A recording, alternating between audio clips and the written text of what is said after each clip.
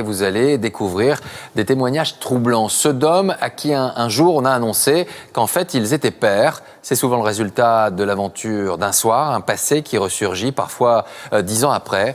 Alors comment vivre avec cette paternité ignorée? Quelles sont les conséquences juridiques?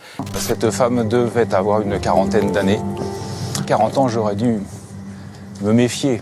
Ce mot est affreux. Se méfier alors que tout est beau. On vivait au présent. Et tout d'un coup, un matin, la nouvelle tombe. Je suis enceinte. Je vais le garder. Et d'un coup, tout s'écroule. Voilà, je ne voulais pas être père et on n'avait, bien entendu, jamais parlé de fonder une famille. Mathieu demande à sa compagne d'avorter. Elle refuse, il la quitte. L'enfant qui est issu de ce couple n'est pour rien dans leur histoire. À mon avis, la demande d'un homme qui est d'échapper à sa paternité, pour moi, c'est une demande irresponsable. On pourrait être, je sais pas, il devrait y avoir un autre système. On pourrait ne pas être responsable financièrement, parce que moi, ça me fait mal de donner de l'argent à quelqu'un que je verrais, enfin, à une femme qui a porté mon enfant, mais que je connais pas plus que ça au final. Et il devrait plutôt dire, bah voilà, vous avez une obligation à rendre visite à votre enfant, mais pas forcément une obligation de donner une pension alimentaire, etc. Si on veut vraiment le bien de l'enfant, c'est quoi le bien de l'enfant? C'est avoir l'amour d'un père ou c'est d'avoir l'argent du père? Il y a des hommes qui ne sont pas prêts à être des pères et vous les forcez à devenir pères. Je vous prie d'aller regarder la vidéo en entier. En gros, c'est un débat sur la paternité. Je vais donner mon avis là-dessus, même si c'est pas un sujet qui me concerne personnellement et que je pars du principe que voilà, on peut pas forcer quelqu'un à prendre sa responsabilité. Mais je trouve ça quand même dommage qu'il y ait des hommes qui prennent pour justificatif que j'avais dit à la fille que je ne voulais pas d'enfant et qu'elle est quand même tombée enceinte. Sachant que pour être enceinte, il faut être deux. Et que la contraception, ça ne concerne pas qu'un seul sexe. Alors qu'il y a la vasectomie, qui est très efficace d'ailleurs, si tu es quelqu'un qui aime s'amuser. Si tu ne veux pas avoir des petits toits quelque part, fais ça et c'est réglé.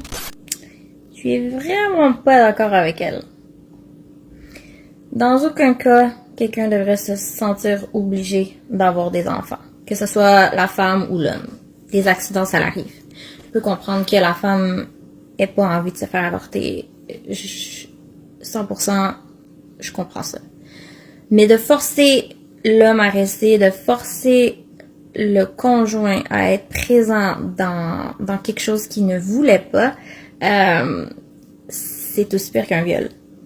Pour l'avoir vécu, pour avoir eu un père qui voulait s'en aller puis ma mère l'a forcé à rester, c'est l'enfant qui paye, c'est l'enfant qui va se sentir rejeté, c'est l'enfant qui va tout ressentir, l'animosité entre tes parents. Débat très très intéressant. De toute façon, eux, ils font toujours des débats intéressants. Mais la question n'est pas là. C'est le fameux « mon corps, mon choix ». Et comme dirait un grand philosophe, ta mère l'en choix. Mais, vu que c'est son corps et son choix à la fille, elle décide de garder l'enfant. Parce que voilà, c'est elle qui décide. Mais si le mec est pas prêt, si le mec il est absolument pas prêt du tout à assumer un gosse, est-ce que on peut lui en vouloir de partir? Même si en soi, personnellement, c'est pas une chose que je ferais parce que c'est lâche quand même. Effectivement, si à la fin la femme elle veut le garder, elle n'a pas à se plaindre que l'homme il reste pas, vu que lui n'est pas prêt à assumer. La situation, c'est quoi? C'est tout simplement une femme qui tombe enceinte sans faire exprès, d'accord? Et qui décide de garder l'enfant alors que son compagnon ne veut pas. Dans l'idée, il a raison, parce que je ne fais pas le choix de garder cet enfant, donc je n'ai pas à subir les conséquences de ce choix-là. Sauf que c'est un peu plus complexe que ça, les amis. Mais j'aime bien préciser quand même que dans cette situation, il n'y a que deux solutions. Avorter, c'est-à-dire subir des complications mentales et physiques, ou alors assumer toute une grossesse de 9 mois avec des changements corporels, des symptômes et surtout l'éducation d'un enfant. Donc comprenez bien les hommes que votre avis compte, mais vous serez engagés quel que soit le choix de la femme. Parce que c'est une erreur qui se fait à deux, l'homme va devoir subir la décision de la femme.